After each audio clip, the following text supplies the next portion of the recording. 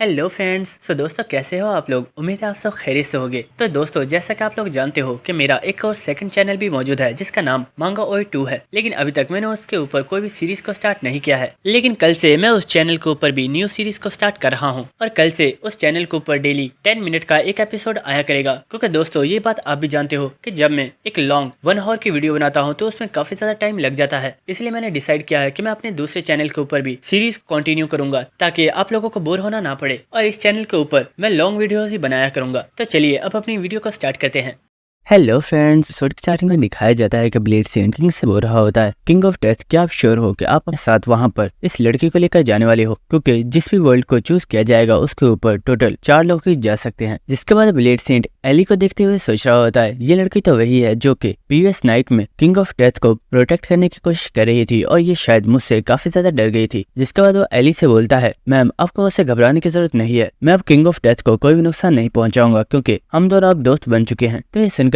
Eli किम से बोलती है, मिस्टर किम क्या ये बात सच है? तो किम भी बोलता है, हाँ अब तो फिक्र करने की जरूरत नहीं है। जिसके बाद ब्लेड सेंट बोलता है, किम जैसा कि इस मैनेजर ने बताया है कि जो भी पर्सन इन यूनिवर्स में मर जाएगा उनकी रियल वर्ल्ड में भी डेथ हो जाएगी। तो क्या तुम वाकई इस लड़की को अपने साथ लेकर जाना चाहते हो? अगर तुम इस लड़की को अपने साथ ले जा रही हो तो तुम्हें इसकी प्रोटेक्शन की पूरी जिम्मेदारी उठानी होगी। तो ये सुनकर जिन बोलता है, सर आपको फिक्र करने की जरूरत नहीं है, मैं इसे प्रोटेक्ट जरूर करूंगा और आप फिक्र मत कीजिए, ये एक बहुत ही ज्यादा बेस्ट मेडिसिन मेकर है। जिसका बाद एम्परर बोलता है, किम तुमने सही कहा, एली सच में एक बहुत ही ज्यादा अच्छी एल्केमिस्ट है। और अगर देखा जाए तो यहाँ पर ये जो मेडिसिन किंग मौजूद है इसकी स्किल्स भी एली की जितनी पावरफुल नहीं है और एली इससे भी ज्यादा बेहतरीन एल्केमी मास्टर है। जिसके बाद हम ब्लेड सेंट को देखते हैं जो कि कुछ सोच रहा होता है और ब्लेड सेंट को देखकर किम अपनी स्किल को इसके ऊपर यूज करता है और किम अपनी स्टेटस विंडो में देखता है कि ब्लेड सेंट इस वक्त किम के बारे में ही सोच रहा होता है कि किंग ऑफ डेथ एक बहुत ही ज्यादा इनक्रेडिबल पर्सन है और अगर उसने इस लड़की को चूज किया तो इसका मतलब है कि ये लेडी भी सच में एक बहुत ही ज्यादा अच्छी मेडिसिन मेकर होगी और मुझे किंग ऑफ डेथ के ऊपर शक नहीं करना चाहिए। और ये देखकर किम सोच रहा होता है, मेरी स्किल तो काफी कमाल की है, मैं सोचा नहीं था कि मैं लोगों की थॉट्स को भी रीड कर पाऊंगा। जिसके बाद हम मेडिसिन किंग को देखते हैं जो कि सोच रहा होता है, आखिर ये बास्टर्ड किंग ऑफ डेथ है कौन? इसने यहाँ पर मुझे बिल्कुल इग्नोर कर दिया है और इसने मेरे बारे में कोई भी बात नहीं की, जबकि ये इस लड़की की इतनी ज्यादा तारीफ कर रहा है। जिसके बाद वो बोलता है, ओए बच्चे क्या तुम जानते भी हो आजकल तुम जैसे नौजवान लड़कों को सभी लोग टैलेंटेड पर्सन समझते हैं, लेकिन हकीकत तो यह है कि तुम लोगों के पास बिल्कुल भी एक्सपीरियंस नहीं होता और तुम्हें क्या लगता है कि तुम जैसा एक बच्चा मेरे साथ चल सकता है। और यहाँ पर तुमने इस लड़की को चूज किया है जो खुद अभी एक बिगिनर है। अगर तुम दोनों ही अगले फ्लोर पर जाओगे तो तुम दोनों ही मारे जाओगे और मैं इस चीज को अलाउ नहीं कर सकता, इसलिए मैं तुम दोनों में से किसी को भी अपने साथ चलने की परमिशन नहीं दे सकता। और यह देखकर ब्लेड सेंट उसे समझाने की कोशिश कर रहा होता है, लेकिन वो उल्टा ब्लेड सेंट के ऊपर ही चिल्लाना स्टार्ट कर देता है और वो बोलता है, ब्लेड सेंट अगर तुम चाहते हो कि मैं तुम्हारे लिए बेहतरीन मेडिसिन को रेडी करता रहूं तो तुम्हें मेरी बात माननी होगी और मैं इन बच्चों को अपने साथ लेकर नहीं जा रहा। और इस पर्सन की ऐसी बातें सुनकर किम सोच रहा होता है, आखिर ये बार बार बच्चा किसे बोल रहा है। लेकिन हम देखते कि एली को मेडिसिन किंग की बातें सुनने के बाद काफी ज्यादा गुस्सा आ रहा होता है और वह सामने आकर काफी ज्यादा गुस्से में बोलती है, मेडिसिन किंग आखिर आप किंग ऑफ डेथ के बारे में ऐसी बातें कैसे कर सकती हो? किंग ऑफ डेथ सच में एक बहुत ही ज्यादा इनक्रेडिबल पर्सन है और उन्होंने अकेले ही बहुत ही ज्यादा फ्लोर्स को कंप्लीट कर दिया है जिन्हें टॉप 5 गिल्ड्स भी इतने सालों में कंप्लीट नहीं कर पाए थे। तो कोई भी हक नहीं कि आप किंग ऑफ डेथ की इस तरीके से बेइज्जती करो और मुझे कोई फर्क नहीं पड़ता अगर आप मेरे बारे में कुछ भी कहते हो, लेकिन मैं किंग ऑफ डेथ के बारे में कुछ भी बुरा नहीं सुनूंगी। और हम देखते हैं कि पैलेटिन भी सामने आता है और वो बोलता है, मेडिसिन किंग एली सही कह रही है, भले किम एक बहुत ही ज्यादा यंग लड़का है लेकिन वो बहुत ही ज्यादा टैलेंटेड है और उसने अकेले ही 20 फ्लोर तक को कंप्लीट कर दिया। लेकिन पैलेटिन की बात सुनकर मेडिसिन किंग पैलेटिन से बोलता है, सिक्योरिटी गिल्ड के गिल्ड मास्टर तुम्हें मेरे मामलात में दखलंदाजी करने की जरूरत नहीं है, शायद तुम भूल चुके हो कि तुम और तुम्हारी पूरी गिल्ड मेरे ही डिपार्टमेंट से अपने लिए एलेक्सर बाय करती है और अगर मैंने तुम्हारे साथ किए हुए कॉन्ट्रैक्ट को कैंसिल कर दिया तो तुम्हारी गिल्ड कभी भी मुझसे पोशंस को बाय नहीं कर पाएगी। और शायद तुम ये भूल रहे हो कि मैं पूरी कंट्री का नंबर 1 एल्केमी मास्टर हूँ। तो ये सुनकर पैलेटिन भी बिल्कुल खामोश हो गया होता है और वो कुछ भी नहीं बोल रहा होता। जिसके बाद हम एम्परर को देखते हैं जो कि किम से बोल रहा होता है, किम आखिर तुम कुछ कर क्यों नहीं रहे? मुझे लगता है कि तुम्हें इस मेडिसिन किंग को खामोश करवाना चाहिए। तो ये सुनकर किम बोलता है, मैं इस वक्त कुछ भी इसलिए नहीं कर रहा हूँ क्योंकि अर्थ पर मुझे सभी लोग इसे लाइव देख रहे हैं, लेकिन इस बारे में इस मेडिसिन किंग को नहीं पता है और अर्थ पर जितने भी लोग लोग मौजूद हैं वो सभी मेडिसिन किंग के बारे में ही बात कर रहे होंगे और इस वक्त मेडिसिन किंग की रेपुटेशन बहुत ही ज्यादा गिर चुकी है और ये एक सही मौका है जहाँ पर मैं एली को एक नई मेडिसिन क्वीन की तौर पर रिप्रेजेंट कर सकता हूँ और मैं लोगों को बता सकता हूँ कि मेडिसिन किंग के रिटायर का वक्त हो चुका है और अब उसकी जगह एली को मिल जानी चाहिए। और ऐसे वक्त किम बोलता है, दोस्तों मुझे लगता है कि तुम लोगों को फाइट करने की जरूरत नहीं है, क्यों ना हम एक छोटा सा मैच करवा लें। और ये सुनकर सभी लोग काफी ज्यादा हैरान हो जाते हैं, लेकिन किम बोलता है, आप लोगों को इतनी ज्यादा फिक्र करने की जरूरत नहीं है, मेरे पास कुछ मेडिसिन मौजूद है और यहाँ पर मेडिसिन किंग और एली के दरमियान में मुकाबला होगा और आप दोनों में से जो कोई भी बेहतरीन मेडिसिन को रेडी करेगा वो इस मैच का विनर होगा। लेकिन ये सुनकर एली काफी ज्यादा हैरान हो गई होती है और वो बोलती है, किंग ऑफ डेथ, आखिर ये आप क्या कर रहे हो? वो मेडिसिन किंग है और मैं उससे कभी भी नहीं जीत सकती। लेकिन ये सुनकर किम उसे कंधों से पकड़ता है और वो बोलता है, एली मुझे तुम्हारे ऊपर भरोसा है, मुझे पूरा यकीन है कि तुम मेडिसिन किंग को भी हरा सकती हो, बस तुम्हें अपने ऊपर भरोसा रखना होगा। तो ये सुनकर एली भी इसके लिए मान जाती है और वो बोलती है, किंग ऑफ डेथ तुम फिक्र मत करो, मैं तुम्हें निराश नहीं करूंगी। जिसके बाद हमें नेक्स्ट सीन दिखाया जाता है जहाँ पर इन दोनों का मैच स्टार्ट हो गया होता है और इसी के साथ इन दोनों को बताया जा रहा होता है, इस मैच के रूल्स बहुत ही ज्यादा सिंपल है, आप दोनों को ही हेल्थ को रिकवर करने के लिए कोई एक मेडिसिन रेडी करनी है और जिस भी पर्सन की मेडिसिन की रैंक ज्यादा हाई होगी वही इस मैच का विनर होगा। जिसके बाद हम देखते हैं कि काफी ज्यादा लोग एली के बारे में बातें कर रहे होते हैं और वो बोल रहे होते हैं, आखिर तुम्हें क्या लगता है ये लड़की सिर्फ एक बिगिनर है, क्या ये सच में मेडिसिन किंग को हरा पाएगी? और कुछ लोग बोल रहे होते हैं, मुझे तो ऐसा बिल्कुल नहीं लगता, ये लड़की बहुत ही जल्दी इस चीज में हार जाएगी और शायद किंग ऑफ डेथ को इस लड़की को चूज नहीं करना चाहिए था। लेकिन इसी वक्त हम यहाँ पर काउंटर्स को देखते हैं जिसने यहाँ पर अपने बिजनेस को स्टार्ट कर दिया होता है और वो लोगों से बोल रही होती है, चलिए जल्दी कीजिए और आकर यहाँ पर बैठ लगाइए, जीतने वाले पर्सन को उसकी प्राइस की डबल अमाउंट दी जाएगी। और जितने भी लोग होते हैं वो सभी मेडिसिन किंग के ऊपर पैसे लगा रहे होते हैं। जिसके बाद हम देखते हैं कि विच किम के पास चली जाती है और वो बोल रही होती है, किम आखिर तुम कर क्या रहे हो? क्या तुम्हें सच में लगता है कि वो लड़की मेडिसिन किंग को हरा पाएगी? और आखिर तुम्हें इस मैच की जरूरत ही क्या थी? तुम वैसे ही बात करके इस मामले को सॉल्व कर सकते थे। लेकिन ये सुनकर किम हंस रहा होता है और वो बोलता है, विच फिक्र मत करो, मैं जानता हूँ मैं क्या कर रहा हूँ और मैंने इस मैच को इसलिए रखवाया क्योंकि तुम जानती हो कि इस वक्त सभी लोग हमें लाइव देख रहे हैं और ये एक अच्छा मौका है जहाँ पर मैं एली की स्किल्स को दुनिया के सामने रिप्रेजेंट कर सकता हूँ। और ये सुनकर विच काफी ज्यादा हैरान हो रही होती है। लेकिन इस वक्त हम देखते हैं कि मेडिसिन किंग बोलता है, मैंने अपनी मेडिसिन को कंप्लीट कर लिया है और हम देखते हैं वो काफी ज्यादा खुश हो गया होता है और वो सभी लोगों को काफी कॉन्फिडेंस के साथ अपनी इस मेडिसिन को दिखा रहा होता है और हमें इस मेडिसिन के बारे में बताया जाता है जो कि असलियत में एक मिस्टिक रैंक का पोशन होता है जो कि किसी भी इंसान की हेल्थ को बहुत ही तेजी से रिकवर कर सकता है। और इस पोशन को देखकर आसपास जितने भी लोग होते हैं वो सभी काफी ज्यादा खुश हो गए होते हैं और वो मेडिसिन किंग की काफी ज्यादा तारीफें कर रहे होते हैं और ये सुनकर मेडिसिन किंग भी काफी ज्यादा खुश हो रहा होता है। लेकिन इस वक्त हमें एली को दिखाया जाता है जो कि बोलती है, मैंने अपनी मेडिसिन को कंप्लीट कर लिया है और हमें दिखाया जाता है कि एली की मेडिसिन में से बहुत ही ज्यादा पावरफुल लाइट निकल रही होती है जिसे देखकर सभी लोग काफी ज्यादा हैरान हो गए होते हैं और हमें बताया जाता है कि एली ने जिस पोशन को रेडी किया है वो असलियत में एक लेजेंडरी रैंक का पोशन है जिसे रेडी करना किसी नॉर्मल अल्केमिस्ट की बात नहीं है। और इस पोशन को देखकर आसपास के सभी लोग काफी ज्यादा शॉक हो रहे होते हैं और वो बोल रहे होते हैं, क्या ये लड़की सच में एक बिगिनर है? अगर ये लड़की वाकई एक बिगिनर है तो इसने एक लेजेंडरी रैंक के पोशन को कैसे बना दिया? और ये सब देखकर मेडिसिन किंग भी काफी ज्यादा हैरान हो गया होता है। और ऐसे वक्त एली मेडिसिन किंग के पास आती है और वो बोलती है, ओ तो तुमने ये मेडिसिन रेडी की है। जिसके बाद वो मेडिसिन किंग से उसके पोशन को ले लेती है और वो उसे देखते हुए बोल रही होती है, ये पोशन तो बहुत ही ज्यादा नॉर्मल है और इस जैसे पोशन को तो कोई भी अल्केमिस्ट बना सकता है। मुझे सच में यकीन नहीं हो रहा कि तुम जैसे इतने बड़े अल्केमिस्ट से सिर्फ इतने लो रैंक का पोशन रेडी हुआ है। इसके बाद वो उस पोशन को मेडिसिन किंग को वापस दे देती है और इसी के साथ एली काफी ज्यादा हंसते हुए बोल रही होती है, मुझे लगता है शायद यही आपका लेवल है। और ये देखकर वो अल्केमिस्ट सोच रहा होता है, आखिर ये लड़की खुद को समझती क्या है, ये सभी लोगों के सामने मेरी बहुत ही बुरे तरीके से बेइज्जती कर रही है। जिसके बाद मेडिसिन किंग एली से बोलता है, लड़की तुम सिर्फ लकी थी जो तुमने इस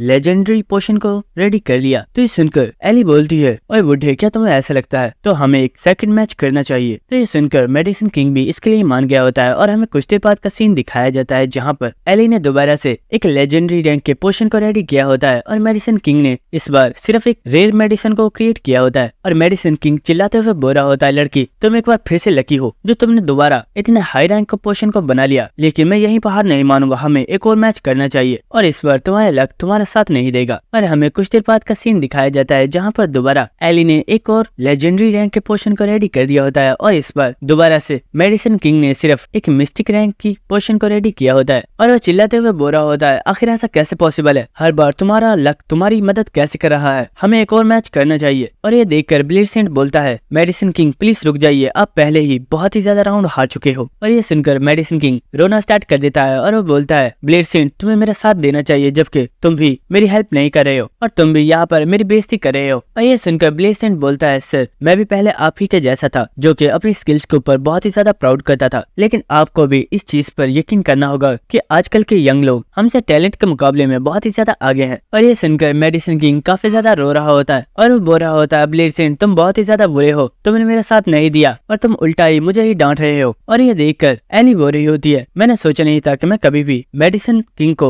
इस तरह की सिचुएशन में देखूंगी और वो भी मेरी वजह से। लेकिन इसी वक्त काउंटेस एली के पास आ जाती है और वो उसके हाथों को पकड़ लेती है और इसी के साथ वो बोल रही होती है एली मैं चाहती हूँ कि तुम मेरे साथ एक कॉन्ट्रैक्ट साइन करो और आज के बाद तुम मेरी गिल्ड के लिए ही तमाम पोशंस को रेडी करोगी और मैं चाहती हूँ कि तुम जितने भी न्यू पोशंस को रेडी करो उन्हें हमारी गिल्ड में से ही सेल किया जाए और इसके बदले में तुम्हें जितने भी गोल्ड कॉइंस चाहिए मैं उन्हें देने के लिए तैयार हूँ। लेकिन इसी वक्त हम देखते हैं कि वहाँ पर बहुत ही ज्यादा लोग आगे होते हैं जो कि बोल रहे होते हैं मैम एली हम भी आपके साथ कॉन्ट्रैक्ट साइन करना चाहते हैं और हम चाहते हैं कि आप अपने न्यू पोशंस को हमें सेल करें और आपको इनके बदले में जितनी भी प्राइस चाहिए हम उन्हें पे करने के लिए तैयार हैं। और ये देखकर एली काफी ज्यादा टेंशन में आगे होती है और इसी वक्त वो सभी लोगों को चिल्लाकर बोलती है प्लीज सब लोग खामोश हो जाइए, मैं आप में से किसी के साथ भी कोई भी कॉन्ट्रैक्ट साइन नहीं करूंगी। अगर कोई भी गिल्ड मेरे पोशंस को बाय करना चाहती है तो उसे पहले किंग ऑफ डेथ से बात करनी होगी और जिन लोगों के बारे में किंग ऑफ डेथ मुझे बताएंगे मैं सिर्फ उन्हें ही पोशंस को सेल करूंगी। तो ये सुनकर काउंटेस बोल रही होती है आखिर इसमें किंग ऑफ डेथ का क्या काम है जबकि पोशंस को तो तुम रेडी करने वाली हो। तो ये सुनकर एली बोल रही होती है मुझे फर्क नहीं पड़ता, अगर कोई भी गिल्ड मेरे पोशंस को बाय करना चाहती है तो उसे किंग ऑफ डेथ से बात करनी ही होगी और जिन लोगों को किंग ऑफ डेथ रिकमेंड करेंगे मैं उन्हें ही अपने पोशंस को सेल करूंगी। जिसके बाद हम देखते हैं कि किम बोलता है दोस्तों मुझे लगता है अब यहाँ की सारी प्रॉब्लम सॉल्व हो गई है, इसलिए अब हमें नेक्स्ट फ्लोर पर चलना चाहिए ताकि हम उस फ्लोर को कंप्लीट कर सकें। जिसके बाद वो मैनेजर भी उन लोगों के पास आ गया होता है और वो बोलता है मुझे लगता है कि तुम लोगों ने अपनी प्रॉब्लम्स को सॉल्व कर लिया है और अब तुम 4 लोग नेक्स्ट फ्लोर पर जाने के लिए बिल्कुल रेडी हो। लेकिन इसी वक्त हम देखते हैं कि वाइपर जो कि गिल्ड मास्टर है उसके पास उसके स्टूडेंट्स आगे होते हैं और वो बोल रहे होते हैं मास्टर आखिर आप यहाँ पर क्या कर रहे हो, क्या आप इन लोगों के साथ नहीं जाने वाले, आपको भी इनके साथ जाना चाहिए। और ये सुनकर वाइपर पहले तो बिल्कुल खामोश हो गया होता है लेकिन इसी के साथ वो काफी ज्यादा हंसते हुए बोलता है डिसाइपल्स तुमने बिल्कुल ठीक कहा, मुझे नेक्स्ट फ्लोर पर जाना चाहिए क्योंकि मैं तो तुम्हारा गिल्ड मास्टर भी हूँ। और ये सुनकर किम काफी ज्यादा हैरान होता है और वो सोच रहा होता है ये तो काफी टाइम से ही खामोश था लेकिन इसे अचानक से क्या हो गया। और वो अपनी क्रिएटिव विंडो स्किल को वाइपर के ऊपर यूज करता है और हमें पता चलता है कि वाइपर इस वक्त सोच रहा होता है कमीनों मैं तुम लोगों को जान से मार डालूंगा, मैं इतने टाइम से यहाँ पर खामोशी से खड़ा था ताकि ये लोग मुझे नोटिस ना करें और ये चुपचाप अगले फ्लोर पर चले जाएं, लेकिन तुम लोगों की वजह से अब मुझे भी इन लोगों के साथ जाना होगा। और इसी के साथ वाइपर बोलता है ब्लेड सेंट नेक्स्ट फ्लोर पर सिर्फ 4 लोग ही जा सकते हैं और मुझे लगता है कि तुम्हें अपनी सीट को मेरे लिए छोड़ देना चाहिए क्योंकि इन लोगों के साथ अब मैं जाने वाला हूँ और तुम यहाँ पर रुकोगे। और इसी के साथ वो सोच रहा होता है ब्लेड सेंट एक बहुत ही ज्यादा ढीठ आदमी है, अगर मैं इसे बोलूंगा कि यहीं पर रुक जाए तो ये कभी भी मेरी बात नहीं सुनेगा और ये तो कंफर्म ही जाने वाला है और मैं बहुत ही आसानी से यहाँ पर रुक जाऊंगा क्योंकि ये मैं भी जानता हूँ कि अगर मैं इससे फाइट करता हूँ तो ये मुझे फौरन ही हरा देगा। और इसी के साथ वाइपर काफी ज्यादा खुश हो रहा होता है और उसके जितने भी डिसाइपल्स होते हैं वो उसकी काफी ज्यादा रिस्पेक्ट कर रहे होते हैं। लेकिन इसी के साथ किम सोच रहा होता है ये सच में बहुत ही कमीना पर्सन है, ये लोगों के सामने ऐसे प्रिटेंड करता है कि ये बहुत ही ज्यादा स्ट्रॉन्ग और पावरफुल है जबकि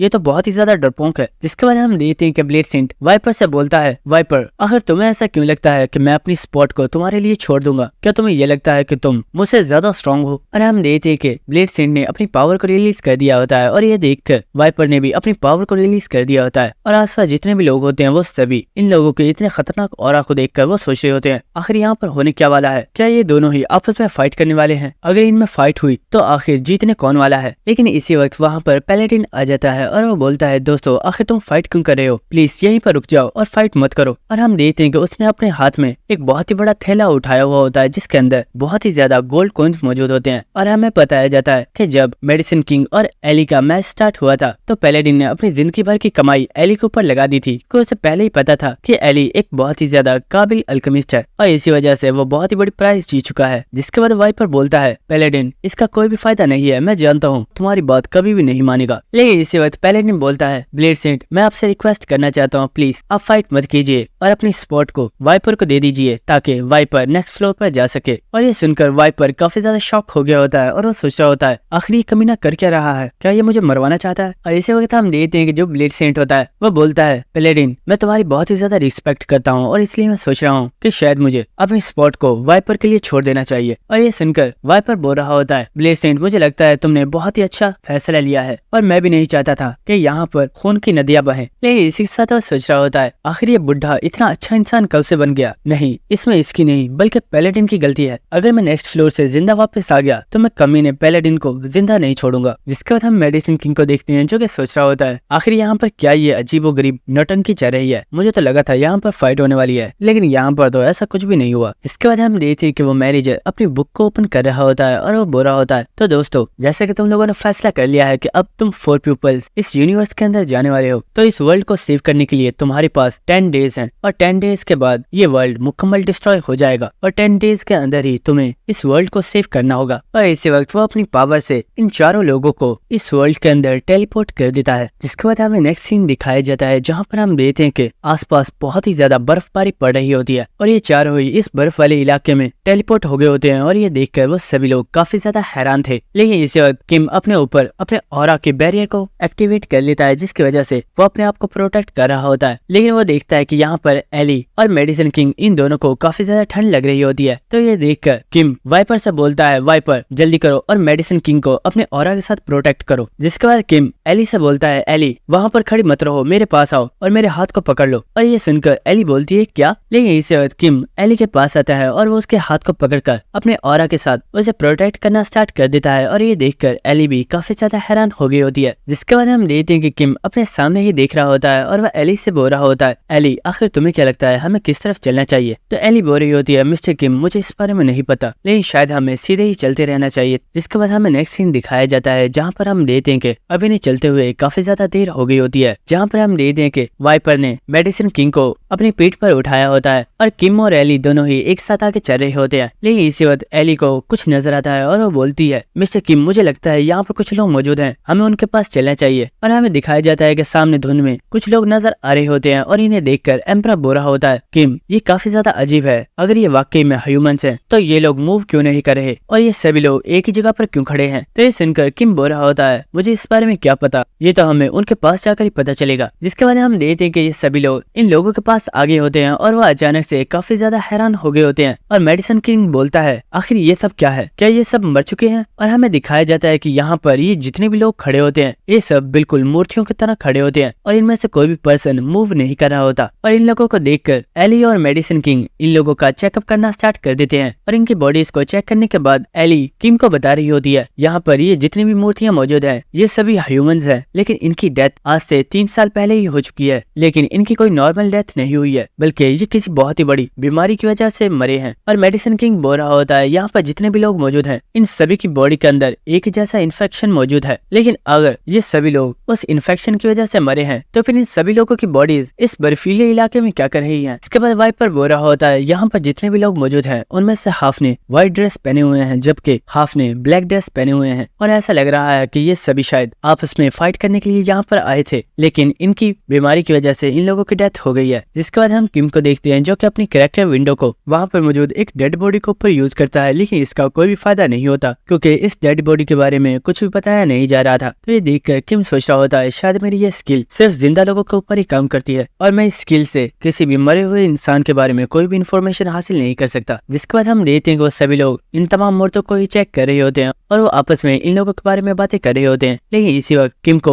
कुछ लोगों की आवाजें सुनाई देती है और हमें दिखाया जाता है कि एक पर्सन एक लेडी से बोल रहा होता है तुम डिमोनिक कल्ट के मेंबर्स बहुत ही ज्यादा बुरे होते हो, तुम जैसे लोगों को तो डॉग के जैसे ट्रीट करना चाहिए। और ये सुनकर एक लेडी बोल रही होती है अपनी बकवास बंद करो, तुम्हें क्या लगता है तुम इतने दूध के धुले हुए हो, भले ही तुम ऑर्थोडॉक्स सेक्शन के मेंबर हो लेकिन तुम भी एक क्रिमिनल के जैसे ही हो क्योंकि तुमने भी अपनी लाइफ में बहुत ही ज्यादा लोगों को मारा होगा। और इसी के साथ हमें इस लेडी को दिखाया जाता है कि जो कि असलियत में और कोई नहीं बल्कि हेवनली डीमन होती है। और हम देखते हैं वो अपने सामने वाले पर्सन की काफी ज्यादा बुराइयां कर रही होती है। जिसके बाद हमें इसके सामने खड़े पर्सन को दिखाया जाता है जो कि असलियत में एक बहुत ही ज्यादा पावरफुल मुरीम का वॉरियर है। और वो बोल रहा होता है तुम अपने जिस सेक्ट के ऊपर इतना ज्यादा प्राउड करती हो, तुम्हारे सेक्ट ने बहुत ही ज्यादा मासूम लोगों की जान ली है और मुझे मुरीम की तरफ से तुम्हें मारने का ऑर्डर मिला है और आज मैं तुम्हें जान से मार डालूंगा। और हम देखते हैं कि ये दोनों ही इसी तरीके से आपस में बातें कर रहे होते हैं। और हम देखते हैं कि यहाँ पर किम और उसके साथी भी आगे होते हैं और किम बोल रहा होता है कोई भी पर्सन शोर मत करना, हमें देखना चाहिए आखिर यहाँ पर होने क्या वाला है। इसके बाद हमें दोबारा से उन्हीं लोगों को दिखाया जाता है जिनमें हेवनली डीमन बोल रही होती है, आज मैं अपनी डिमोनिक स्वॉर्ड के साथ तुम्हारी गर्दन को काट डालूंगी और मैं तुम्हारे सर को मोरिम के पास वापस भेज दूंगी ताकि उन्हें मेरी पावर का अंदाजा हो सके। और ये सुनकर वो पर्सन बोल रहा होता है, अपनी बकवास बंद करो क्योंकि आज मैं अपनी कुल्हाड़ी के साथ तुम्हारी बॉडी को 2 टुकड़ों में काट डालूंगा। और इसी वक्त हम देखते हैं कि हेवनली डीमन अपनी स्वॉर्ड को निकाल लेती है और वो बोलती है, अगर तुम में सच में इतनी हिम्मत है तो ठीक है, मुझसे लड़ने के लिए तैयार हो जाओ। और ये देखकर उस ओल्ड पर्सन ने भी अपनी कुल्हाड़ी को निकाल लिया होता है और इसी के साथ हमें इनकी स्वॉर्ड और कुल्हाड़ी को दिखाया जाता है जो कि असलियत में 2 छोटी छोटी स्टिक्स होती हैं। और इसी वक्त वो ओल्ड पर्सन चिल्लाते हुए बोलता है, हेवनली डीमन आखिर ये किस तरह का मजाक है, अपनी स्वॉर्ड निकालो, आखिर तुम्हारी डिमोनिक स्वॉर्ड कहाँ पर चली गई। लेकिन ये सुनकर हेवनली डीमन बोलती है, असलियत में मुझे याद ही नहीं है कि मैंने अपनी डिमोनिक स्वॉर्ड कहाँ पर रखी है, इसलिए मैं अपने लिए एक न्यू स्वॉर्ड तैयार कर लाई हूँ और ये मेरी डिमोनिक स्वॉर्ड से भी ज्यादा शार्प है। लेकिन इसी के साथ वो उस ओल्ड पर्सन से बोलती है, अच्छा मुझे ये बताओ आखिर तुम्हारी कुल्हाड़ी कहाँ पर गई, तुम तो मुझे अपनी कुल्हाड़ी से मारने वाले थे ना। तो ओल्ड पर्सन बोलता है, असलियत में मेरी कुल्हाड़ी भी गुम हो गई है और मैंने उसे काफी ज्यादा तलाश किया लेकिन वो मुझे मिली नहीं रही। जिसके बाद हम देखते कि वो दोबारा से फाइट करने के लिए रेडी हो गए होते हैं। लेकिन इसी के साथ वो ओल्ड पर्सन काफी ज्यादा चिल्लाना स्टार्ट कर देता है और वो बोल रहा होता है, आज मुझे काफी ज्यादा अजीब लग रहा है, पता नहीं क्यों, लेकिन फाइट करने वाली फीलिंग आ ही नहीं रही है। और ये सुनकर हेवनली डीमन बोल रही होती है, मुझे लगता है शायद तुम्हें डीप मेडिटेशन करनी चाहिए ताकि तुम अपनी स्किल्स के ऊपर कंसंट्रेट कर सको। लेकिन इसी वक्त वो देखते हैं कि आसमान के ऊपर सूरज निकल आया होता है, जिसे देखकर वो अचानक से काफी ज्यादा हैरान हो गए होते हैं।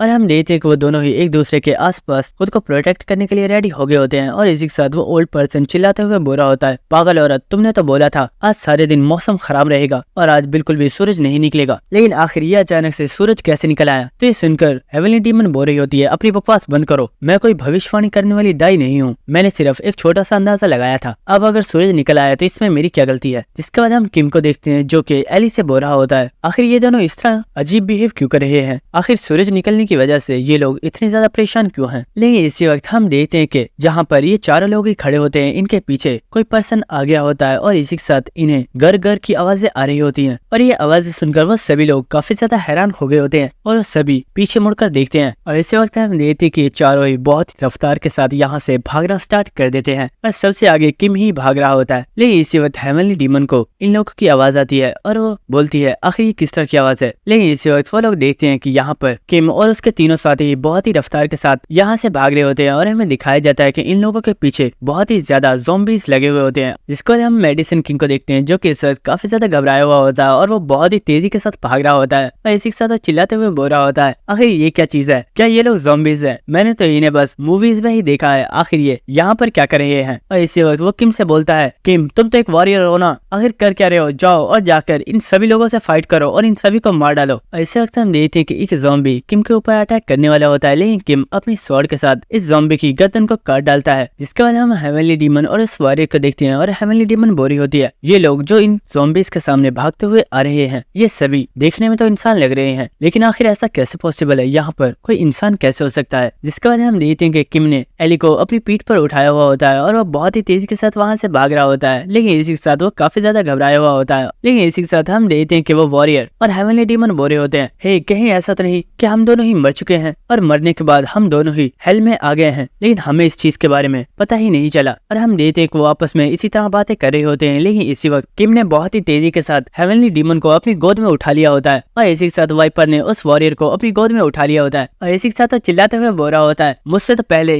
एक बुढ़ा ही नहीं संभाला जा रहा था, क्या अब इस दूसरे बुढ़े को भी मुझे ही संभालना होगा। जिसके बाद हेवनली डीमन बोलती है, बच्चों आखिर तुम लोग हो कौन और तुम लोग यहाँ पर क्या कर रहे हो। तो ये सुनकर किम कुछ भी नहीं बोल रहा होता और वो सोच रहा होता है, मैं इस औरत को क्या बताऊं, इसे ऐसी सिचुएशन में भी मेरे बारे में जानने की पड़ी है जबकि इसे अपनी जान बचाने की फिक्र होनी चाहिए। लेकिन इसी वक्त हमें दिखाया जाता है कि वो ज़ॉम्बीज अपनी मार्शल आर्ट टेक्निक्स को यूज करते हुए वहाँ पर उड़ते हुए किम के ऊपर अटैक करने के लिए आ रहे होते हैं और ये देखकर किम चिल्लाते हुए बोल रहा होता है, आखिर ऐसा कैसे पॉसिबल है, क्या ये ज़ॉम्बीज अपनी मार्शल आर्ट को नहीं भूले हैं। और ये देखकर वाइपर बोल रहा होता है, मुझे अच्छे से याद है जब भी मैंने किसी फिल्म में देखा है ज़ॉम्बीज किसी भी स्किल को यूज नहीं करते और वो लोग बहुत ही आहिस्ता भागते हैं, लेकिन ये ज़ॉम्बीज तो बहुत ही ज्यादा तेज है। और ये सुनकर वो हेवनली डीमन बोल रही होती है, ऐसा इसलिए है क्योंकि यहाँ पर जितने भी ये ज़ॉम्बीज मौजूद है ये सभी मेरे डिसाइपल्स हैं और इन लोगों को इन मार्शल आर्ट टेक्निक्स को मैंने ही सिखाया है। और ये सुनकर किम बोल रहा होता है, लेकिन आखिर ऐसा कैसे पॉसिबल है, ये सब तो मर चुके हैं ना, आखिर इन सभी को अपनी मार्शल आर्ट टेक्निक्स कैसे याद है। तो ये सुनकर वो हेवनली डीमन बोल रही होती है, इस बारे में तो मुझे नहीं पता, ये चीज तो अक्सर मैं भी सोचती हूँ कि आखिर ऐसा कैसे पॉसिबल है। जिसके बाद हम देखते हैं कि बहुत ही ज्यादा ज़ॉम्बीज वाइपर के काफी ज्यादा करीब पहुंच गए होते हैं और इसी वक्त एक ज़ॉम्बी मेडिसिन किंग के बालों को पकड़ लेता है, जिसकी वजह से मेडिसिन किंग बहुत ही ज्यादा घबरा गया होता है और वो घबराते हुए वाइपर की गर्दन को बहुत ही जोर से दबा देता है और वो चिल्लाते हुए बोल रहा होता है, बेवकूफ वाइपर, गधे के ही के, जल्दी करो, क्या तुम मुझे मरवाना चाहते हो। लेकिन वाइपर चिल्लाते हुए बोल रहा होता है, कमीने बुढ़े, मेरी गर्दन को छोड़, मुझे सांस नहीं आ रही है, अगर तो इसी तरह मेरी गर्दन को दबाता रहा तो मैं मर जाऊंगा। और इसी के साथ वो किम चिल्लाकर बोलता है, किम, ये बुढ़ा मुझे बहुत परेशान कर रहा है, क्या मैं इसे यहीं पर फेंक सकता हूँ। लेकिन ये सुनकर किम बोलता है, अपनी बकवास बंद करो, बस चुपचाप भागते रहो, अगर हम यहाँ पर रुके तो हम सभी मारे जाएंगे। और इसी वक्त भागते हुए किम हेवनली डीमन से पूछता है, मैडम आप तो यहीं पर रहती हो ना, क्या आपको कुछ पता है हम इन ज़ॉम्बीज से कैसे बच सकते हैं, या फिर क्या आपको इन ज़ॉम्बीज की कोई वीकनेस पता है। तो ये सुनकर पहले तो हेवनली डीमन खामोश हो जाती है, लेकिन इसी वक्त वो आसमान की तरफ अपनी उंगली उठाती है और वो बोलती है, सूरज के निकलते ही ये तमाम ज़ॉम्बीज मूव करना बंद कर देंगे। और ये सुनकर किम बोलता है, अगर ऐसा है तो इस बारे में तुमने पहले क्यों नहीं बताया। और हम देखते हैं कि किम एली और उस लेडी दोनों को ही अपने हाथों में पकड़ लेता है और वो बोलता है, एली और मैडम, मैं तुम दोनों को ही यहाँ से दूर फेंकने वाला हूँ, प्लीज अच्छे से लैंडिंग कर लेना। और ये सुनकर एली बोल रही होती है, किम प्लीज रुको, मुझे मत फेंकना। लेकिन इसी वक्त हम देखते हैं किम इन दोनों को ही बहुत ही ज्यादा दूर फेंक देता है और हम देखते हैं कि वो लेडी तो बर्फ के ऊपर गिर गई होती है, लेकिन हम एली को देखते हैं जो कि बेचारी जमीन के अंदर ही धंस गई होती है। और ये देखकर किम बोलता है, मुझे माफ करना, लेकिन ये करना जरूरी था। जिसके बाद किम दोबारा से उन ज़ॉम्बीज की तरफ देखता है जो कि किम के बहुत ही ज्यादा करीब आ गए होते हैं। और इसी वक्त किम अपनी स्वॉर्ड को निकाल लेता है और किम अपनी स्वॉर्ड को आसमान की तरफ कर देता है और वो बोलता है, स्वॉर्ड ऑफ लाइट, मैं चाहता हूँ कि तुम इसी वक्त अपनी पूरी ताकत के साथ शाइन करो। और इसी वक्त हम देखते हैं कि वो स्वॉर्ड भी अपनी पावर को एक्टिवेट करती है और वो आसमान में बहुत ही तेजी के साथ शाइन करती है, जिसकी वजह से आसपास जितने भी ज़ॉम्बीज होते हैं वो सभी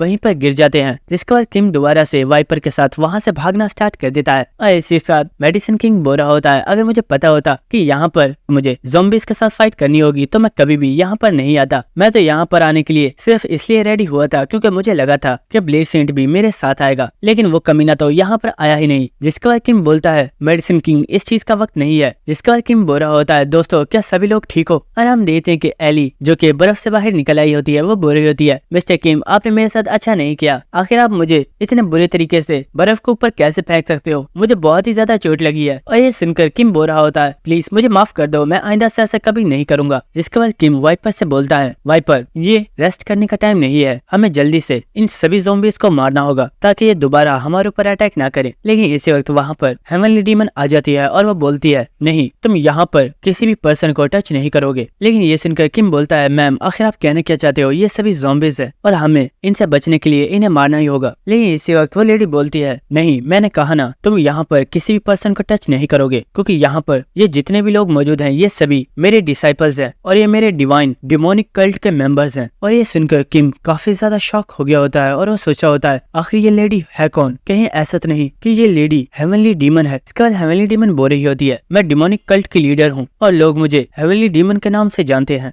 जिसके बाद वो ओल्ड पर्सन बोलता है, मेरा नाम वुल्सियन है और मैं मार्शल अलायंस का हेड लीडर हूँ। और आज से 3 साल पहले मार्शल अलायंस और डेमोनिक कल्ट के दरमियान में एक वार स्टार्ट हुई थी, लेकिन इस वायरस की वजह से हमारे तमाम डिसाइपल्स ही मारे गए थे और अब हम सिर्फ 2 लोग ही रह गए हैं। और इसी के साथ हेवनली डीमन बोल रही होती है, हम लोगों ने फैसला किया है कि हम मरते दम तक एक दूसरे से फाइट करते रहेंगे, लेकिन हम हमारे डिसाइपल्स को हाथ नहीं लगाएंगे क्योंकि वो पहले ही मर चुके हैं। और वो किम से बोलती है, लेकिन अगर तुम चाहते हो तो तुम इस ओल्ड पर्सन के डिसाइपल्स को मार सकते हो, मैं तुम्हें कुछ भी नहीं बोलूंगी। तो ये सुनकर उस ओल्ड पर्सन को काफी गुस्सा आ गया होता है और वो बोलता है, ओए कमीनी औरत, क्या तुम ये चाहती हो ये मेरे डिसाइपल्स को मार डाले? अगर इसने मेरे डिसाइपल्स को टच भी किया तो मैं तुम्हारे तमाम डिसाइपल्स के सरों को फोड़ दूंगा और मैं सभी को मार डालूंगा। तो इसकी बात सुनकर हेवनली डीमन बोलती है, ओल्ड मैन, क्या तुम अपने वादे को तोड़ना चाहते हो? तुमने मुझसे प्रॉमिस किया था कि तुम मेरे किसी भी डिसाइपल को हाथ नहीं लगाओगे और इसीलिए मैंने भी तुम्हारे किसी भी डिसाइपल को अभी तक नहीं मारा है। और इन लोगों की बातें सुनकर किम काफी ज्यादा हैरान हो रहा होता है और वो बोलता है, प्लीज मेरी बात सुनिए, आखिर यहाँ पर हो क्या रहा है? जहाँ तक मुझे पता है इस पूरे वर्ल्ड का ही एंड होने वाला है और तुम लोगों ने आज से 3 साल पहले हुई वार को अभी तक कंटिन्यू रखा हुआ है। क्या तुम जानते भी हो कि ये वर्ल्ड बहुत ही जल्दी खत्म हो जाएगा और सभी लोग मारे जाएंगे? तो हेवनली डीमन बोलती है, लड़के, मुझे लगता है तुम्हें कुछ मिसअंडरस्टैंडिंग हो गई है। इस वर्ल्ड का एंड हम लोगों की वार की वजह से नहीं हो रहा है, बल्कि एंड ऑफ वर्ल्ड की वजह से ही इस वार को स्टार्ट किया गया था और मार्शल अलायंस ने पहले डिमोनिक कल्ट के ऊपर अटैक किया था और मैंने भी फैसला किया है कि जब तक मैं डिमोनिक डेमोनिक कल्ट के लीडर को हरा नहीं देती, मैं कभी भी हार नहीं मानूंगी। तो ये सुनकर वो ओल्ड पर्सन बोलता है, और तुम्हें क्या लगता है मैं तुम्हें ऐसे ही जाने दूंगा? मैं भी यहाँ पर तुम्हें मारने के लिए ही आया हूँ। और हम देखते हैं कि इन लोगों की फाइट दोबारा से स्टार्ट हो गई होती है, जिसके बाद हमें कुछ देर बाद का सीन दिखाया जाता है जहाँ पर दोबारा से इन दोनों ने ही अपनी सोर्स को निकाल लिया होता है और ये दोबारा से एक दूसरे को काफी ज्यादा बुरा भला बोल रहे होते हैं। और हम देखते हैं ये दोनों ही एक दूसरे के ऊपर अटैक कर देते हैं और ये अपनी सोर्स के साथ फाइट करना स्टार्ट कर देते हैं। और दोस्तों क्योंकि ये सोर्स तो है नहीं और ये बिल्कुल नॉर्मल स्टिक्स हैं, इसलिए ये थोड़ी देर में ही टूट जाती हैं। जिसके बाद हेवनली डीमन उस ओल्ड पर्सन की दाढ़ी को पकड़ लेती है और वो ओल्ड पर्सन भी हेवनली डीमन को उसकी चोटी से पकड़ लेता है। और ये सब देखकर किम सोच रहा होता है आखिर यहाँ पर हो क्या रहा है, क्या ये सच में वही हेवनली डीमन है जिसके बारे में ब्लेड सेंट ने मुझे बताया था, और क्या वाकई ये ओल्ड पर्सन मार्शल अलायंस का लीडर है। लेकिन इसी वक्त हम एम्पर को देखते हैं जो कि बोल रहा होता है इन दोनों की टेक्निक्स ही बहुत ही ज्यादा यूनिक है, ऐसी टेक्निक्स को तो मैंने पहले कभी भी नहीं देखा। और ये सुनकर किम बोलता है आखिर क्या बकवास कर रहे हो, ये कोई भी मार्शल आर्ट टेक्निक यूज नहीं कर रहे हैं, बल्कि ये तो बच्चों की तरह फाइट कर रहे हैं। तो एम्पर बोलता है किम शायद तुम्हें ऐसा लग रहा होगा कि ये दोनों ही आपस में बिल्कुल बच्चों की तरह फाइट कर रहे हैं, लेकिन जरा गौर से देखो मार्शल अलायंस के लीडर ने अपनी जिस टेक्निक को यूज किया है इसका नाम ड्रैगन पाम टेक्निक है, और हेवनली डीमन जिस तरीके से खुद को प्रोटेक्ट कर रही है वह एक बुद्धिस्ट टेक्निक है। लेकिन इसी वक्त हम देखते हैं कि वहाँ पर मेडिसिन किंग आ गया होता है और वह चिल्लाकर इन दोनों से ही बोलता है क्या तुम दोनों पागल हो गए हो, मुझे फर्क नहीं पड़ता कि तुम दोनों ही कौन हो, मैं बस इतना चाहता हूँ कि तुम दोनों ही हमें किसी एक ऐसी जगह पर ले चलो जहाँ पर हम इस ठंड से बच सकें, वरना हम सभी लोग मारे जाएंगे। तो ये सुनकर वो दोनों ही काफी ज्यादा शर्मिंदा हो गए होते हैं और वो बोल रहे होते हैं हमें माफ कीजिएगा, हम भूल ही गए थे कि यहाँ पर आप लोग भी मौजूद हैं, चलिए हम आपको एक सेफ जगह पर ले चलते हैं। जिसके बाद हमें दिखाया जाता है कि ये सभी लोग चलते हुए पहाड़ी के ऊपर वाले हिस्से की तरफ जा रहे होते हैं। लेकिन किम नोटिस करता है कि हेवनली डीमन और मार्शल अलायंस के लीडर ये दोनों ही काफी ज्यादा थक चुके होते हैं। जिसके बाद हम देखते हैं कि किम ने उस ओल्ड पर्सन को उठा लिया होता है और वाइपर ने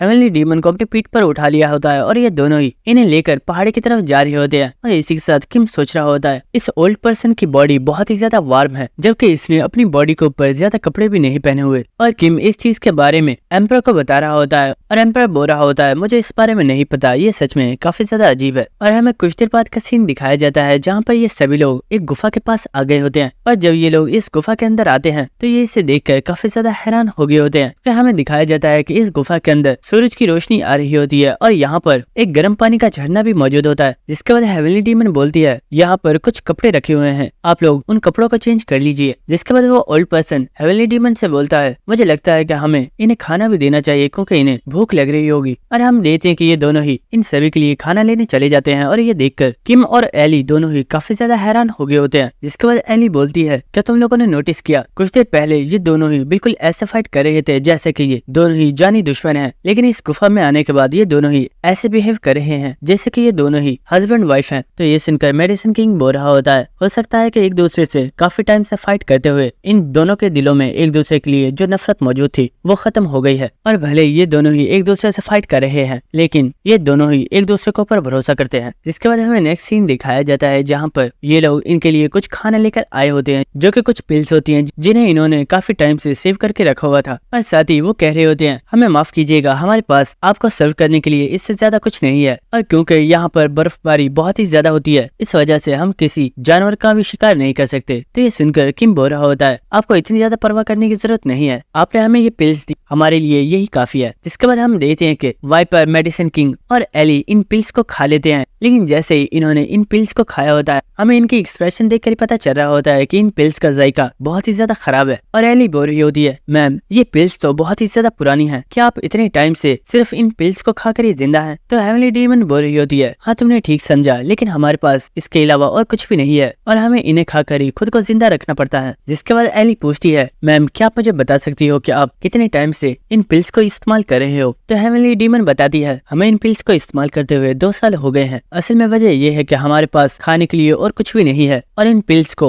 हम कुछ जड़ी बूटियों का इस्तेमाल करके आसानी से बना सकते हैं। तो ये बात सुनकर एली काफी ज्यादा हैरान हो रही होती है। लेकिन इसी वक्त मेडिसिन किंग खड़ा हो गया होता है और वो बोल रहा होता है तुम लोगों के साथ सच में बहुत ही ज्यादा बुरा हुआ है, लेकिन मैं ये सब कुछ नहीं देख सकता। और इसी वक्त हम देखते हैं कि वो अपने पास से इन्वेंट्री में से काफी ज्यादा खाना निकालता है जिसे देखकर सभी लोग काफी ज्यादा हैरान हो गए होते हैं। लेकिन इसी वक्त मेडिसिन किंग वहाँ पर कुकिंग करना स्टार्ट कर देता है और वो काफी ज्यादा स्टाइलिश तरीके से वहाँ पर कुकिंग कुकिंग कर रहा होता है और कुछ ही देर में मेडिसिन किंग वहाँ पर काफी ज्यादा खाना रेडी कर देता है, जिसे देखकर सभी लोग काफी ज्यादा खुश हो गए होते हैं और ये खाना देखने में भी काफी ज्यादा मजेदार लग रहा होता है। जिसके बाद मेडिसिन किंग मार्शल अलायंस के लीडर से बोलता है, सुनो लीडर, जब हम यहाँ पर आए थे तो मुझे तब से ही तुम और ये हेवनली डीमन बिल्कुल भी पसंद नहीं आए, लेकिन मैं अपनी आंखों के सामने किसी भी इंसान को भूख से मरता हुआ तो नहीं देख सकता, इसलिए तुम्हें एक खाना टेस्ट करना चाहिए। जिसके बाद हम किम को देखते हैं जो कि जब इस खाने को खाता है तो वो काफी ज्यादा खुश हो गया होता है और वो सोच रहा होता है ये खाना तो सच में काफी ज्यादा टेस्टी है। और किम सोच रहा होता है मैंने अपनी प्रीवियस लाइफ में कभी भी इतने मजेदार खाने को नहीं खाया था और शायद ये मेरी लाइफ का फर्स्ट एक्सपीरियंस है जब मैंने इतने मजेदार खाने को खाया है। और एली भी इस खाने को खाकर काफी ज्यादा खुश हो गई होती है और वो बोल रही होती है ये खाना तो सच में काफी ज्यादा डिलीशियस है। जिसके बाद हम हेवनली डीमन को देखते हैं जो कि इस खाने को चखकर काफी ज्यादा हैरान हो रही होती है और वो बोल रही होती है मिस्टर, क्या आप कोई प्रोफेशनल शेफ हो? तुम्हारी कुकिंग स्किल्स तो बहुत ही ज्यादा अच्छी हैं। और हम देखते हैं कि मार्शल अलायंस का लीडर भी इस खाने को खाकर काफी ज्यादा खुश हो गया होता है और वो बोल रहा होता है आज मैंने पूरे 3 साल बाद इतने मजेदार खाने को खाया है। मिस्टर ओल्ड मैन, तुम सच में दुनिया के सबसे ज्यादा बेहतरीन कुक हो। और अपनी इतनी ज्यादा तारीफें सुनकर मेडिसिन किंग काफी ज्यादा खुश हो रहा होता है और वो बोल रहा होता है ये तो कुछ भी नहीं है और मैं तुम लोगों को बता दूं कि मैं कोई शेफ नहीं हूँ, बल्कि खाना बनाना तो मेरी सिर्फ एक हॉबी है। जिसके बाद हमें कुछ देर बाद का सीन दिखाया जाता है जहाँ पर सभी लोगों ने अब खाना खा लिया होता है और हेवनली डीमन किम और एली के साथ बातें कर रही होती है। और हेवनली डीमन बोलती है हमें इतना अच्छा खाना खिलाने के लिए आप लोगों का शुक्रिया, लेकिन अब मैं तुमसे एक सवाल पूछना चाहती हूँ, क्या तुम आउटसाइड लैंड से यहाँ पर आए हो और क्या बाहर के लोगों ने इस बीमारी का इलाज तलाश कर लिया है? और ये सुनकर किम और एली पहले तो आपस में एक दूसरे की तरफ देख रहे होते हैं, लेकिन एक साथ किम बोलता है मैम इस बारे में अभी कोई क्योर तो तलाश नहीं किया गया है, लेकिन सब लोग इसका इलाज तलाश करने में लगे हुए हैं। तो ये सुनकर हेवनली डीमन बोल रही होती है अच्छा अगर ऐसा है तो तुम लोग यहाँ पर क्या कर रहे हो, क्या इस बारे में तुम लोग मुझे बता सकते हो? जिसके बाद किम बोलता है मैम हम असलियत में इस बीमारी का इलाज तलाश करने के लिए ही आए हैं और मैंने आपको इस लेडी के बारे में तो बताया ही नहीं। मेरे साथ ये जो लेडी मौजूद है ये एक बहुत ही बड़ी मेडिसिन मेकर है और ये यहाँ पर मेरे साथ इस बीमारी के एंटीडोट को ही तलाश करने के लिए आई हैं। और किम की बातें सुनने के बाद मेडिसिन किंग को काफी ज्यादा गुस्सा आ रहा होता है, लेकिन वो कुछ भी नहीं बोल रहा होता। जिसके बाद एली इन लोगों से बोलती है मैम किम ने आप लोगों से बिल्कुल ठीक कहा है, हम लोग यहाँ पर इस बीमारी का एंटीडोट तलाश करने के लिए ही आए हैं, लेकिन इस चीज में हमें आपकी हेल्प की जरूरत है, क्या आप लोग हमारी किसी भी तरीके से हेल्प कर सकते हैं? और एली की बात सुनकर वो दोनों ही काफी ज्यादा हैरान हो गए होते हैं और ऐसा लग रहा होता है जैसे कि वो एक दूसरे से पूछ रहे हो कि उन्हें इनकी हेल्प करनी चाहिए या नहीं। और हमें दिखाया जाता है कि वो दोनों ही एक गुफा के अंदर चले गए होते हैं और कुछ देर के बाद वो दोनों ही इस गुफा के अंदर से बाहर आ जाते हैं। लेकिन जब वो इस गुफा से बाहर आए होते हैं तो एली इन्हें देखकर काफी ज्यादा हैरान हो गई होती है, क्योंकि हमें पता चलता है कि ये दोनों ही अपने साथ एक कॉफिन को उठाकर लाए होते हैं। जिसके बाद वो इस कॉफिन को इन सभी के सामने रख देते हैं और वो इस कॉफिन को ओपन कर देते हैं और हमें दिखाया जाता है कि इस कॉफिन के अंदर इन्होंने एक ज़ॉम्बी को बांध कर रखा हुआ होता है। और किम इस ज़ॉम्बी को देखकर काफी ज्यादा हैरान हो गया होता है और वो बोलता है आखिर तुम लोगों ने इस ज़ॉम्बी को बांध कर क्यों रखा हुआ है, आखिर ये है कौन? तो हेवनली डीमन बोलती है ये पर्सन वोडोंग सेक्ट का लीडर है और मरने से पहले इस लीडर ने बोला था कि अगर कोई भी पर्सन इसकी बॉडी के ऊपर रिसर्च करना चाहे तो वो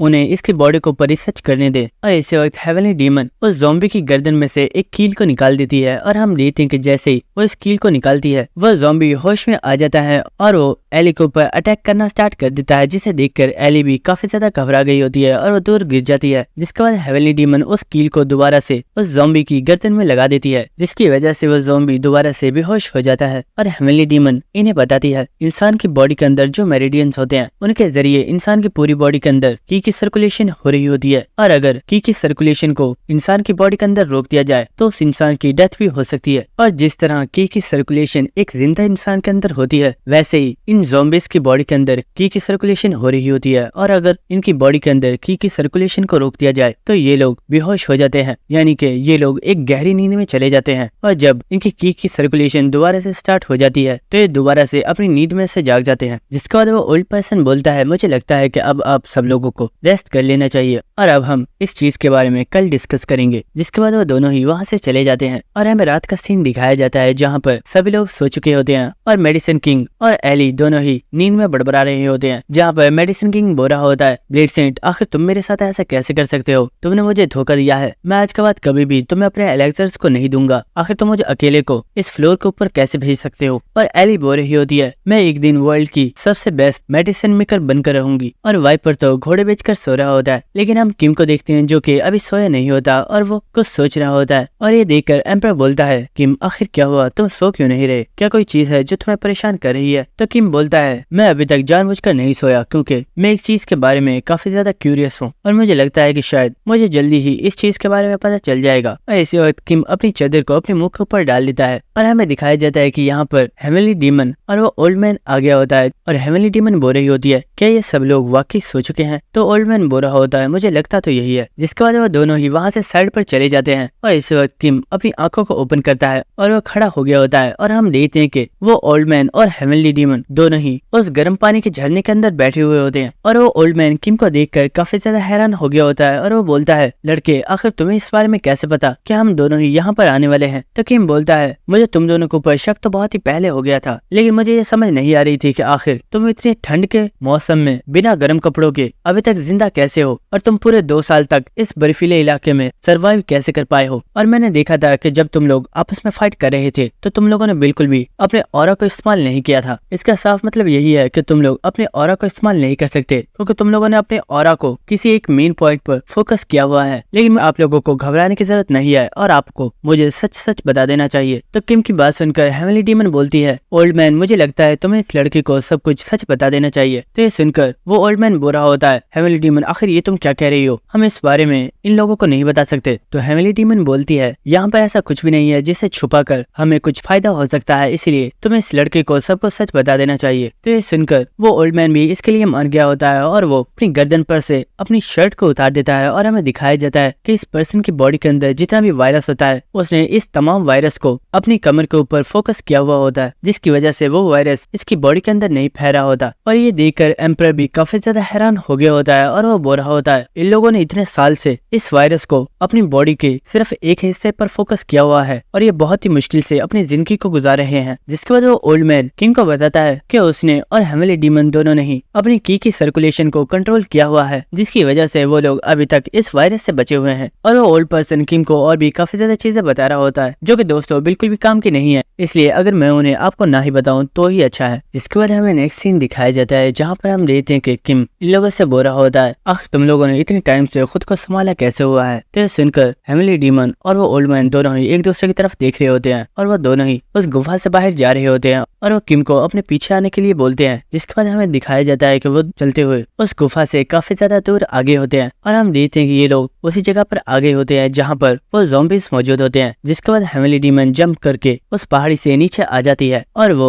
इन ज़ॉम्बीज़ को उठाकर उस पहाड़ी के ऊपर ले आती है और वो ओल्ड मैन भी बिल्कुल ऐसे ही कर रहा होता है और वो अपने डिसाइपल्स को उठाकर पहाड़ी के ऊपर ला रहा होता है। लेकिन इस चीज में ये दोनों ही काफी ज्यादा थक चुके होते हैं, लेकिन ये लोग हार नहीं मान रहे होते हैं और वो जाकर अपने तमाम डिसाइपल्स को पहाड़ी के ऊपर इकट्ठा करते हैं। और इस चीज में काफी ज्यादा देर गुजर गई होती है, लेकिन हमें दिखाया जाता है कि इन्होंने अपने तमाम डिसाइपल्स को पहाड़ी के ऊपर इकट्ठा कर लिया होता है। और हेवनली डीमन बोलती है तो तुमने पूछा था आखिर हम लोगों ने इतने टाइम से खुद को संभाला कैसे हुआ है? इसकी वजह सिर्फ एक ही है कि हमने डिसाइड किया है कि हम लोग इस बीमारी के हाथों से नहीं मरेंगे, बल्कि अगर हमें मरना ही है तो हम अपने दुश्मन के हाथ से मरना पसंद करेंगे। और हम देखते हैं कि हेवनली डीमन और वो ओल्ड पर्सन दोनों ही एक दूसरे को रिस्पेक्ट दे रहे होते हैं। जिसके बाद वो दोनों ही अपने अपने सेक्ट और अपने नाम को एक दूसरे के सामने रिप्रेजेंट कर रहे होते हैं। जिसके बाद वो दोनों ही एक दूसरे को लाइफ और डेथ मैच के लिए चैलेंज करते हैं और वो एक दूसरे के साथ फाइट करना स्टार्ट कर देते हैं। और ये सब चीजें किम और एम्परर दोनों ही देख रहे होते हैं। और किम बोल रहा होता है एम्परर क्या तुम्हें समझ में आई आखिर यहाँ पर हो क्या रहा है? तो एम्परर बोलता है हाँ मुझे काफी ज्यादा चीजें समझ आई हैं। ये दोनों ही बहुत ही ज्यादा पावरफुल मार्शल आर्टिस्ट हैं और बहुत ही जल्दी इन दोनों की ही डेथ इस वायरस की वजह से होने वाली है। लेकिन इन लोगों ने डिसाइड किया है कि ये इतनी आसानी से अपनी डेथ को एक्सेप्ट नहीं करेंगे और ये मरते दम तक इस वायरस के साथ फाइट करेंगे। जिसके बाद हमें शाम का सीन दिखाया जाता है जहाँ पर हम देखते हैं कि ये तीनों ही अब दोबारा उस गुफा के पास वापस आगे होते हैं और वाइपर इन्हें देखकर काफी ज्यादा हैरान होता है और वो बोलता है आखिर तुम लोग गए कहाँ थे? तुम लोग सुबह के टाइम गए थे और अब शाम के टाइम वापस आए हो। जिसका बाद किम एली से बोलता है एली क्या तुमने इस बीमारी का कोई इलाज तलाश किया? तो एली बोल रही होती है मिस्टर किम ये इतना ज्यादा आसान नहीं है, इसमें मुझे काफी ज्यादा टाइम लगने वाला है। और मेडिसिन किंग बोल रहा होता है लड़के तुम्हें क्या लगता है इस बीमारी का इलाज तलाश करना इतना ज्यादा आसान है? जिसके बाद हेवनली डीमन बोलती है मैं काफी ज्यादा थक चुकी हूँ इसलिए मैं रेस्ट करने के लिए जा रही हूँ, अगर तुम्हें किसी भी चीज की जरूरत हो तो मुझे बुला लेना। जिसके बाद किम एली से बोल रहा होता है एली मुझे बताओ आखिर तुम्हारे काम की क्या प्रोग्रेस है? तुम्हें क्या लगता है तुम कितने टाइम में इस बीमारी का इलाज तलाश कर सकती हो? तो ये सुनकर एली बोल रही होती है मिस्टर किम अगर मैं आपको सच बताऊं इस जैसी बीमारी मैंने पहले कभी भी नहीं देखी और आप तो जानते ही हो कि हमारे पास सिर्फ 10 डेज का ही टाइम है और 10 डेज में हमें इस बीमारी के बारे में पता करना होगा, वरना ये वर्ल्ड खत्म हो जाएगा। लेकिन अगर मैं सच बताऊं तो शायद इस बीमारी का इलाज तलाश करने के लिए सिर्फ 10 ही नहीं बल्कि 100 दिन भी बहुत ही ज्यादा कम है। बल्कि ये कहना गलत नहीं होगा कि मुझे इस बीमारी को सॉल्व करने के लिए 1 साल का वक्त चाहिए। तो ये सुनकर किम बोलता है ये टाइम तो सच में बहुत ही ज्यादा है, लेकिन हमारे पास इतना ज्यादा वक्त नहीं है। और वो बोलता है एली, मैं चाहता हूँ कि तुम अपने वर्क का 100% दो ताकि तुम कम टाइम में इस बीमारी का इलाज तलाश कर पाओ। और हम सभी लोगों की जिंदगी तुम्हारे ही हाथ में है, वरना हम सभी 10 डेज के बाद मारे जाएंगे। तो ये सुनकर एली बोलती है किम, आखिर आप इतने ज्यादा यूजलेस बातें क्यों कर रहे हो? तो किम बोलता है एली, शायद तुम्हें लग रहा है कि ये सब यूजलेस बातें हैं, लेकिन असल बात तो ये है कि मुझे तुम्हारे ऊपर भरोसा है और मैं जानता हूँ कि तुम ही एक ऐसी पर्सन हो जो इस बीमारी का इलाज तलाश कर सकती है। और किम सोच रहा होता है मैं जानता हूँ तुम फ्यूचर की एक बहुत ही ज्यादा पावरफुल अल्केमिस्ट बनने वाली हो, लेकिन ये तुम्हारे लिए इस वक्त बहुत ही ज्यादा मुश्किल है। लेकिन तुम ही एक ऐसी पर्सन हो जो इस बीमारी का इलाज तलाश कर सकती हो। जिसके बाद हम देखते हैं कि एली किम से बोलती है मिस्टर किम, मैं आपकी बातें समझ चुकी हूँ और मैंने फैसला किया है कि मैं अपने काम पर अब 100% फोकस करने वाली हूँ। और वो मेडिसिन किंग से बोलती है मेडिसिन किंग, मैं चाहती हूँ कि आज से आप मुझे सपोर्ट करो ताकि हम लोग इस बीमारी का इलाज तलाश कर पाए। तो ये सुनकर मेडिसिन किंग बोलता है लड़की, आखिर तुम मुझे समझती क्या हो? क्या तुम्हें ये लगता है कि मैं कोई एक मामूली सा वर्कर हूँ जो बहुत आराम से तुम्हारी बात मान जाएगा? तो ये सुनकर एली ने मेडिसिन किंग के सामने अपने स्किल कार्ड्स को ओपन कर दिया होता है और वो बोल रही होती है मेडिसिन किंग, आप देख सकते हो कि मेरे पास बहुत ही ज्यादा स्पेशल कार्ड्स हैं जिनका इस्तेमाल करके मैं इस बीमारी का इलाज तलाश कर सकती हूँ, लेकिन इसमें मुझे तुम्हारी हेल्प चाहिए होगी। तो ये सुनकर मेडिसिन किंग बोलता है लड़की, आखिर तुम मुझे अपने स्किल कार्ड्स को शो क्यों कर रही हो? हम दोनों ही राइवल हैं और तुम्हें अपने स्किल्स को मुझे शो नहीं करना चाहिए। जिसके बाद मेडिसिन किंग काफी ज्यादा गुस्से में उन कार्ड्स को खुद से दूर कर रहा होता है और वो बोल रहा होता है लड़की, आखिर तुम खुद को समझती क्या हो? मुझे तुम्हारे कार्ड्स में कोई भी इंटरेस्ट नहीं है और मैं तुम्हारी कोई भी हेल्प नहीं करने वाला हूँ क्योंकि तुम इस काबिल हो ही नहीं और तुम सिर्फ लकी थी जो तुम उस पोशन के मैच में जीत गई। तो ये सुनकर एली मेडिसिन किंग की काफी ज्यादा बेइज्जती करना स्टार्ट कर देती है और वो बोल रही होती है तुमने अपनी पूरी जिंदगी में बहुत ही ज्यादा मेहनत की लेकिन तुम कुछ भी नहीं बन पाए और तुम सिर्फ एक कचरा हो जो मुझ जैसी एक बिगिनर से हार गया और इसकी वजह सिर्फ यही है कि मेरे पास टैलेंट है। और ये सुनकर मेडिसिन किंग एली को बहुत ही जोर से थप्पड़ मारता है और वो बोलता है बेवकूफ लड़की, आखिर ये तुम क्या बकवास कर रही हो? जिसके बाद एली अपने चश्मे को उठा लेती है और वो बोल रही होती है मेडिसिन किंग, मुझे माफ कीजिएगा लेकिन यही सच है और अगर आप चाहते हो कि हम लोग इस फ्लोर से जिंदा वापस चले जाएं तो आपको मेरी हेल्प करनी ही होगी और हम तभी इस बीमारी का क्योर हासिल कर सकते हैं जब हम एक साथ काम करेंगे। और ये सुनकर मेडिसिन किंग बोल रहा होता है लड़की, मैं मानता हूँ कि तुमने जो चीजें बोली वो सब कुछ सच है, लेकिन पर्सन से कोई ना कोई ज्यादा टैलेंटेड पर्सन इस दुनिया में मौजूद है और एक दिन तुम्हें तुम्हारे टक्कर का भी कोई पर्सन मिलेगा जो तुमसे मेरी बेइज्जती का बदला लेगा। तो ये सुनकर एली बोलती है हाँ मैं जानती हूँ और मैं उस दिन के लिए तैयार हूँ। जिसके बाद हम देखते हैं कि ये दोनों ही उस कॉफिन के आसपास बैठ गए होते हैं और वो उसका चेकअप करना स्टार्ट कर देते हैं। और इसी के साथ एली बोल रही होती है मिस्टर किम, मैं चाहती हूँ कि आप इस गुफा में से बाहर चले जाइए और अब मुझे डिस्टर्ब मत कीजिएगा। और इसी के साथ और मेडिसिन किंग बोल रहा होता है और हाँ किम, हमें और 6 जिंदा ज़ॉम्बी चाहिए और मैं चाहता हूँ कि तुम उन्हें आज शाम को यहाँ पर ले आना। जिसके बाद हम देखते हैं कि किम अपनी स्वॉर्ड के साथ दीवार के ऊपर आज की डेट लिख देता है और वो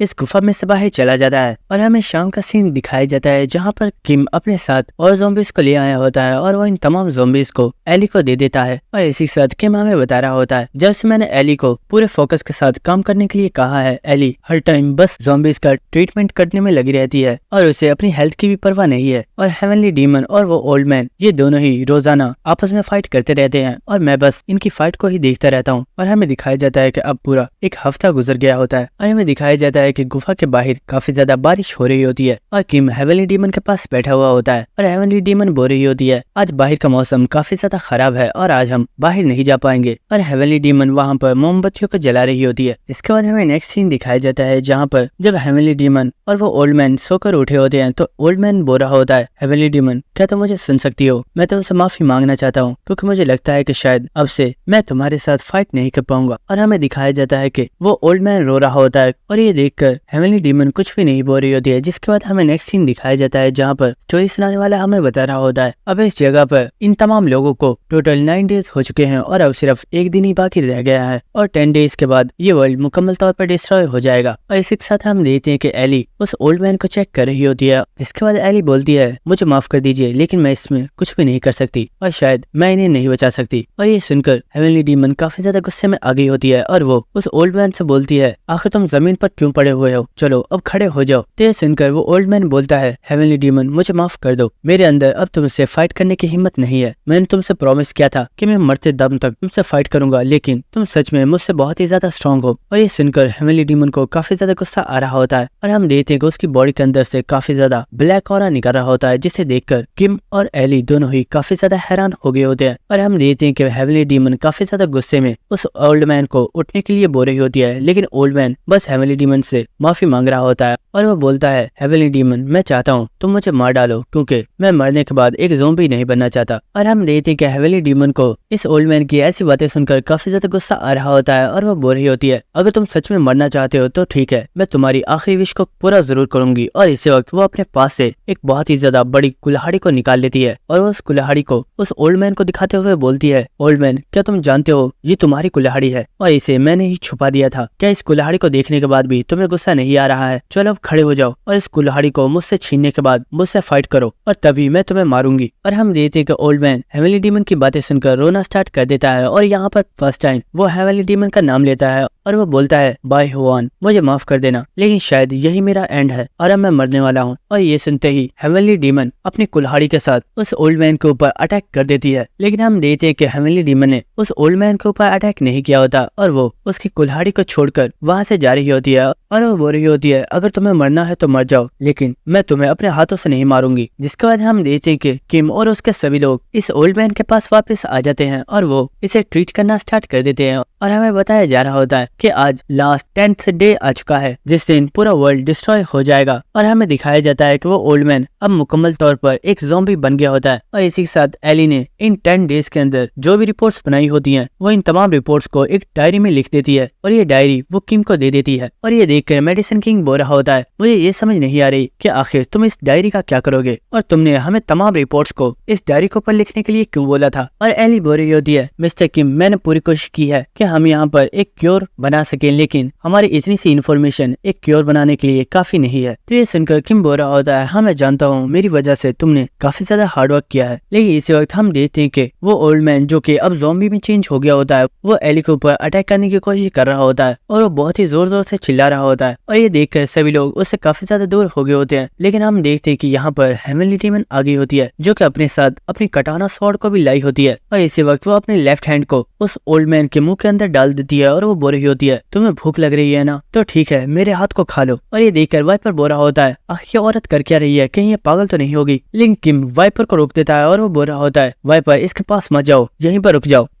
और इसी वक्त वो अपने ऑरा को अपने हाथ में एक्टिवेट करती है जिससे वो बहुत ही आसानी से मार्शल अलायंस के लीडर के सर को ही डिस्ट्रॉय कर देती है। और हम देखते हैं कि वो अपने हाथ की तरफ देखते हुए हल्का सा स्माइल कर रही होती है, लेकिन इसी वक्त हेवनली डीमन बहुत ही खतरनाक तरीके से हंसना स्टार्ट कर देती है और ये देखकर किम काफी ज्यादा हैरान हो गया होता है। लेकिन एम्परर उससे बोलता है, किम हेवनली डीमन की बॉडी के अंदर जो वायरस था उसने उसके दिमाग के ऊपर असर करना स्टार्ट कर दिया है और मुझे लगता है कि तुम्हें यहाँ से भागना चाहिए क्योंकि ये औरत अब मुकम्मल तौर पर पागल हो गई है। और हम देखते हैं कि हेवनली डीमन की बॉडी के अंदर से बहुत ही ज्यादा पावरफुल ब्लैक ऑरा निकल रहा होता है और हेवनली डीमन इन लोगों की तरफ देखते हुए स्माइल करते हुए बोल रही होती है, तुम लोग कौन हो, क्या तुम लोग भी इस ओल्ड मैन के साथी हो और क्या तुम लोग मुझे यहाँ पर मारने के लिए आए हो। और इसी वक्त वो अपनी स्वॉर्ड को ऊपर उठा लेती है और वो बोल रही होती है, ठीक है आखिर देख क्या रहे हो, चलो जल्दी करो और मेरी तरफ आ जाओ, मैं तुम सभी को मार डालूंगी। और ये देखकर किम बोल रहा होता है, जल्दी करो और सभी भागो यहाँ से। लेकिन हम देखते हैं कि हेवनली डीमन बहुत ही तेजी के साथ मेडिसिन किंग की गर्दन को काट डालती है और वो सीधे ही वाइपर की तरफ जा रही होती है। और इसी वक्त किम भी एली को लेकर बहुत ही तेजी से वहाँ से भाग रहा होता है और हेवनली डीमन को अपनी तरफ आता हुआ देखकर वाइपर बोल रहा होता है कि मेरी फिक्र मत करना, जल्दी करो और निकलो यहाँ से,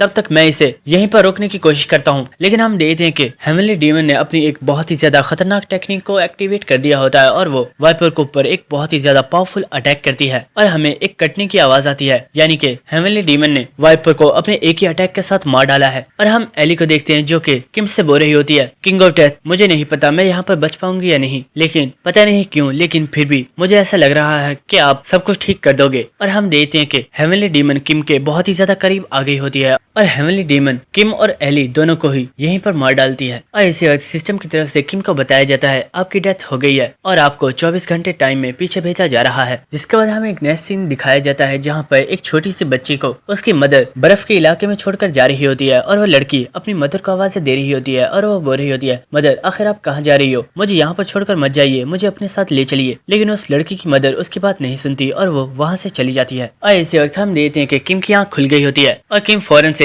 एम्पर से बोलता है, एम्पर क्या तुम्हें सब कुछ याद है जो तुमने उन नोट्स में रीड किया था? तो एम्पर बुरा होता है, मैंने उन सभी को रीड करके याद कर लिया है और आप फिक्र मत करो। तो ये सुनकर किम बोलता है, चलो अच्छा हुआ कि तुमने उन्हें पहले ही याद कर लिया था, चलो जल्दी करो और चेक करो कि यहाँ पर इन तमाम स्किल्स में से सबसे ज्यादा बेस्ट स्किल कौन सी है। तो ये सुनकर एम्पर बोलता है कि यहाँ पर सभी स्किल्स ही बहुत ही ज्यादा अच्छी हैं, लेकिन ये स्किल मुझे काफी ज्यादा यूनिक लगी। और एम्पर किम को इस स्किल के बारे में बताता है कि इस स्किल का नाम हेवनली डिमोनिक आर्ट्स है और ये स्किल और कोई नहीं बल्कि वही स्किल है जिससे हेवनली डीमन ने वाइपर के ऊपर अटैक किया था और उसने अपने एक ही अटैक के साथ वाइपर को जान से मार डाला। ये एक बहुत ही ज्यादा पावरफुल और खतरनाक टेक्निक है। और इसी वक्त एम्पर इस टेक्निक की फर्स्ट फॉर्म को किम को इस्तेमाल करके दिखाता है जो कि देखने में काफी ज्यादा पावरफुल लग रही होती है। और ये देखकर किम भी काफी ज्यादा हैरान हो गया होता है। लेकिन एम्पर बोलता है, इतना हैरान होने की जरूरत नहीं है, जिस टेक्निक को अभी मैंने इस्तेमाल किया है वो हेवनली डीमन की टेक्निक नहीं है बल्कि ये मेरी खुद की एक टेक्निक है। और जिस तरीके से मैंने इस टेक्निक को इस्तेमाल किया है इसी तरीके से बिल्कुल हेवनली डीमन की टेक्निक को इस्तेमाल किया जाता है। लेकिन क्योंकि ये एक डिमोनिक टेक्निक है इसलिए ये बहुत ही ज्यादा पावरफुल और खतरनाक है और इसके अटैक से कोई भी नहीं बच सकता। लेकिन इस टेक्निक के टोटल 7 स्टेजेस हैं। अगर तुम्हें इस टेक्निक को मास्टर करना है तो तुम्हें इन 7 स्टेजेस को मास्टर करना होगा। और साथ ही एम्पर किम को इन तमाम टेक्निक्स को परफॉर्म करके दिखा रहा होता है। जिसका किम बोलता है, तुमने मुझे इस टेक्निक के बारे में बता तो दिया, लेकिन क्या मुझे इसे कॉपी करना चाहिए या नहीं? तो एम्पर बोलता है किम ये तुम्हारे ऊपर डिपेंड करता है कि तुम किस स्किल को चूज करते हो। लेकिन भले ये टेक्निक बहुत ही ज्यादा पावरफुल है पर इसे मास्टर करना बहुत ही ज्यादा मुश्किल है और कोई नॉर्मल पर्सन इसे मास्टर नहीं कर सकता। तो ये सुनकर किम कुछ देर के लिए सोच रहा होता है और वो बोलता है, तो ठीक है, मैंने डिसाइड कर लिया है कि मैं इसी स्किल को कॉपी करूंगा। तो ये सुनकर एम्पर बोलता है, बेवकूफ मत बनो, यहाँ पर और भी गोल्डन टेक्निक्स मौजूद हैं और तुम उन्हें भी कॉपी कर सकते हो, तो आखिर तुम इस स्किल को ही कॉपी क्यों करना चाहते हो? तो ये सुनकर किम बोल रहा होता है, तुम इतना ज्यादा गुस्सा मत करो, मैं इस स्किल को कॉपी इसलिए करना चाहता हूँ क्योंकि ये स्किल हेवनली डीमन के कल्ट की मेन टेक्निक है। अगर मैं इस टेक्निक को मास्टर कर लेता हूँ तो हो सकता है कि हम आसानी से इस स्टेज को भी क्लियर कर लें। और इसी वक्त किम इस सिल्वर कार्ड को चूज कर लेता है जिसकी वजह से किम की सिलेक्शन कंप्लीट हो जाती है और इसी के साथ किम को 24 घंटे टाइम में पीछे भेज दिया जाता है। इसके बाद हमें नेक्स्ट सीन दिखाया जाता है जहाँ पर हम देखते हैं कि वाइपर काफी ज्यादा गुस्सा कर रहा होता है और वो बोल रहा होता है, यहाँ पर तो काफी ज्यादा ठंड है, अगर उस कमीने ने हमें पहले ही बता दिया होता कि वो हमें इस बर्फीले इलाके में टेलीपोर्ट करने वाला है तो हम अपने साथ कुछ गर्म कपड़े भी ले आता। और इसी वक्त हम देखते हैं कि किम एली के पास आकर उसके हाथ को पकड़ लेता है और वो अपने ऑरा के साथ उसकी बॉडी को वार्म कर रहा होता है और ये देखकर एली काफी ज्यादा खुश हो जाती है और वो किम का शुक्रिया अदा कर रही होती है। लेकिन इसी के साथ किम एली के साथ अपनी प्रीवियस मेमोरी को याद कर रहा होता है जहाँ पर एली मरते हुए किम से ये बोल रही होती है, मुझे तुम्हारे ऊपर पूरा यकीन है और मैं जानती हूँ कि तुम सब कुछ ठीक कर दोगे। और इसी वक्त किम बोलता है, दोस्तों मुझे लगता है मैंने वहाँ पर कुछ देखा है, हमें उस तरफ चलना चाहिए। तो किम की बात सुनकर वो सभी लोग इन ज़ॉम्बीज के पास आ गए होते हैं और वाइपर इन ज़ॉम्बीज को देखकर काफी ज्यादा हैरान होता है और वो बोल रहा होता है, आखिर ये है क्या ये कोई मूर्तियां हैं या फिर ये कोई इंसान है? तो किम बोलता है, ये सभी इंसान थे लेकिन ये काफी टाइम पहले ही मर चुके हैं और ये सभी अब ज़ॉम्बीज बन चुके हैं। तो ये सुनकर वाइपर बोलता है, आखिर तुम्हें इस बारे में कैसे पता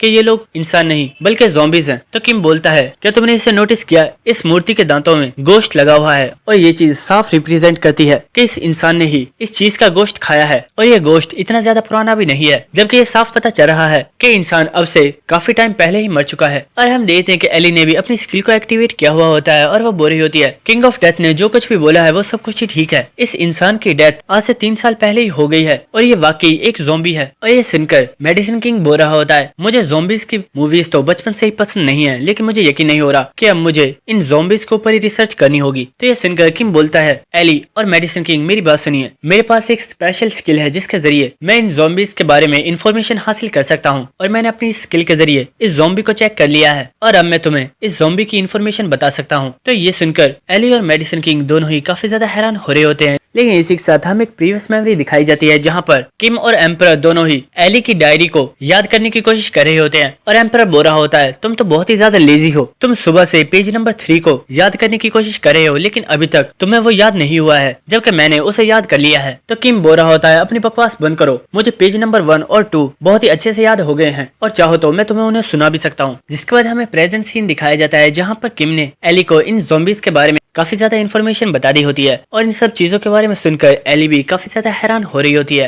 और वो बोल रही होती है मिस्टर किम आपकी स्किल ने तो हमारा काफी ज्यादा टाइम सेव कर लिया है और हम इस ज़ॉम्बी के बारे में अब काफी आसानी से रिसर्च कर सकते हैं। तो ये सुनकर किम सोच रहा होता है एली मुझे माफ कर देना लेकिन मैंने जो कुछ भी तुम्हें बताया है इस सब चीजों के बारे में तुमने ही रिसर्च किया था लेकिन अब इस चीज का सारा क्रेडिट मुझे ही जाने वाला है। जिसके बाद हम मेडिसिन किंग को देखते हैं जो कि अपने सर को खुजा रहा होता है और वो बोल रहा होता है मुझे लगता है हम इस फ्लोर को काफी आसानी से क्लियर कर लेंगे क्योंकि हमें इन ज़ॉम्बीज के बारे में पहले ही बहुत ही ज्यादा इन्फॉर्मेशन का पता चल चुका है। अब हमें किसी ऐसी जगह को तलाश करना चाहिए जहाँ पर जाकर हम रेस्ट कर सकें। लेकिन इसी वक्त उन्हें वहाँ पर किसी पर्सन की आवाज आती है और हमें दिखाया जाता है कि ये पर्सन और कोई नहीं बल्कि हेवनली डीमन और मार्शल अलायंस का लीडर होता है और ये हमेशा की तरह ही आपस में फाइट कर रहे होते हैं और ये दोनों ही एक दूसरे को बुरा भला बोल रहे होते हैं और इन्हें यहाँ पर देखकर सभी लोग काफी ज्यादा हैरान हो गए होते हैं और वो बोल रहे होते हैं आखिर ये दो लोग हैं कौन और ये यहाँ पर कर क्या रहे हैं। और किम भी हेवनली डीमन को देखकर सोच रहा होता है इस वर्ल्ड में सिर्फ हेवनली डीमन ही एक ऐसी पर्सन है जो इस टेक्निक को सीखने में मेरी हेल्प कर सकती है और अब इस टेक्निक को सीखने के लिए मेरे पास सिर्फ एक ही रास्ता है। और हम देखते हैं कि किम हेवनली डीमन के पास चला जाता है और हेवनली डीमन यहाँ पर इन लोगों को देखकर काफी ज्यादा हैरान होती है और वो बोलती है आखिर तुम सब लोग कौन हो और तुम यहाँ पर कैसे आए। लेकिन इसी वक्त किम अपने घुटनों के ऊपर बैठ जाता है और वो बोलता है मेरा नाम किम है और मैं आउटसाइड लैंड से यहाँ पर आया हूँ और मैं आपका डिसाइपल बनना चाहता हूँ। और ये सुनकर हेवनली डीमन काफी ज्यादा हैरान हो गई होती है। जिसके बाद हमें कुछ देर बाद का सीन दिखाया जाता है जहाँ पर हेवनली डीमन बोल रही होती है नहीं बिल्कुल भी नहीं, मैं तुम्हें अपने डिसाइपल के तौर पर कभी भी एक्सेप्ट नहीं कर सकती। और वो किम को काफी ज्यादा सुना रही होती है और वो बोल रही होती है आखिर तुम हो कौन, मैं तो तुम्हें जानती भी नहीं, तुम अचानक से मेरे सामने आ गए हो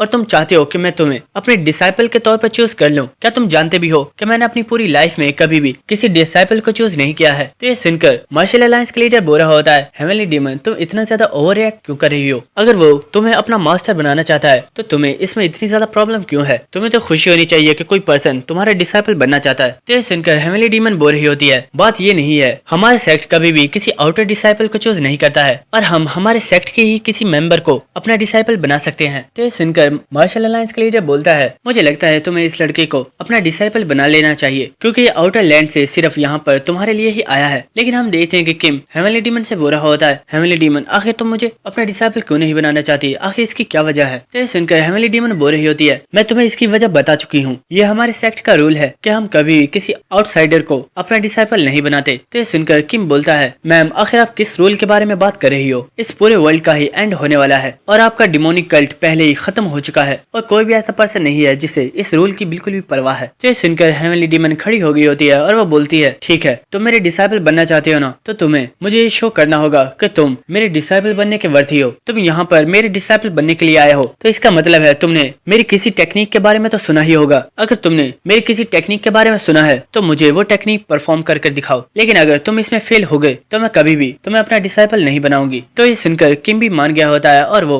अपनी स्वॉर्ड को निकाल लेता है और इसी वक्त किम ने अपनी स्किल हेवनली डिमोनिक आर्ट्स को एक्टिवेट कर दिया होता है और हम देखते हैं कि किम की बॉडी के अंदर से बहुत ही ज्यादा खतरनाक ब्लैक ऑरा निकलना स्टार्ट हो गया होता है। और इसी वक्त किम अपनी स्वॉर्ड के ऊपर अपने ऑरा को फोकस करता है और वो याद कर रहा होता है कि किस तरीके से एम्परर ने इस टेक्निक को परफॉर्म किया था। और इसी वक्त किम अपनी इस टेक्निक को परफॉर्म करना स्टार्ट कर देता है और हम देख पा रहे होते हैं कि किम इस वक्त बहुत ही ज्यादा खतरनाक लग रहा होता है और ये देखकर हेवनली डीमन बोलती है रुक जाओ, इस टेक्निक को यहीं पर रोक दो। लेकिन किम रुक नहीं रहा होता और वो अपनी टेक्निक को मुकम्मल परफॉर्म कर रहा होता है और ये देखकर हेवनली डीमन चिल्लाकर बोलती है मैंने कहा रुक जाओ, क्या तुम्हें मेरी बात समझ नहीं आ रही। और हम देखते हैं कि हेवनली डीमन ने अपने ब्लैक ऑरा को यूज करते हुए अपनी स्टिक के साथ किम की स्वॉर्ड को रोक लिया होता है और वो बोलती है मुझे बताओ आखिर कहां से तुमने इस स्किल को कहां से चुराया है, ये मेरे डिमोनिक कल्ट की मेन टेक्निक है, लेकिन कोई भी आउटसाइडर इस टेक्निक के बारे में नहीं जानता है, तो आखिर तुम्हें इस टेक्निक के बारे में कैसे पता है। लेकिन हम किम को देखते हैं जिसने अपनी लाइफ फोर्स को यूज किया होता है जिसकी वजह से उसका ऑरा मुकम्मल तौर पर खत्म हो गया होता है और इस वक्त किम की हालत बहुत ही ज्यादा खराब होती है। लेकिन इसी वक्त हम हेवनली डीमन को देखते हैं जिसे किम के ऊपर बहुत ही ज्यादा गुस्सा आ रहा होता है और वह चिल्लाते हुए किम से बोल रही होती है मुझे बताओ आखिर तुमने इस स्किल को कहां से चुराया है। लेकिन इसी वक्त वक्त किम मुस्कुराना स्टार्ट कर देता है और हम देखते हैं कि किम इस वक्त काफी ज्यादा डेविल सी स्माइल दे रहा होता है, जिसे देखकर हेवनली डीमन भी काफी ज्यादा हैरान हो गई होती है। और किम बोल रहा होता है, तो मैम क्या मैं आपका डिसाइबल बनने के वर्दी हूँ या नहीं। और ये देखकर हेवनली डीमन भी काफी ज्यादा शॉक हो गई होती है और हम देखते हैं कि किम बेहोश होकर वहीं पर गिर जाता है, जिसके पास फौरन से एली और वाइपर आ गए होते हैं। और वाइपर बोल रहा होता है, आखिर इस बेवकूफ ने अपनी लाइफ फोर्स को क्यों यूज किया है, इसकी बॉडी के अंदर से इसका सारा माना खत्म हो गया है। लेकिन किम तो हेवनली डीमन की तरफ देख रहा होता है और इसी वक्त एम्परर किम के सामने आता है और वो बोलता है, तुम बिल्कुल अपनी मौत के पास से वापस लौट कर आए हो। लेकिन इसी के साथ एम्परर काफी ज्यादा हंसते हुए बोलता है, तुम सच में एक बहुत ही बड़े पागल हो जो किसी भी चीज को हासिल करने के लिए किसी भी हद तक जा सकता है। और इसी के साथ एम्परर बोलता है, मुझे सच में तुम्हारे ऊपर काफी ज्यादा फख्र है। और दोस्तों, अगर अभी तक आप लोगों ने मेरे सेकंड चैनल को सब्सक्राइब नहीं किया है तो जाकर मेरे सेकंड चैनल को सब्सक्राइब कर लीजिएगा। उसका लिंक आपको डिस्क्रिप्शन और कमेंट बॉक्स में मिल जाएगा और मैं कल से ही उसके ऊपर से न्यू सीरीज को स्टार्ट कर दूंगा, तो आप लोग उसे चेकआउट जरूर कीजिएगा। Thank you.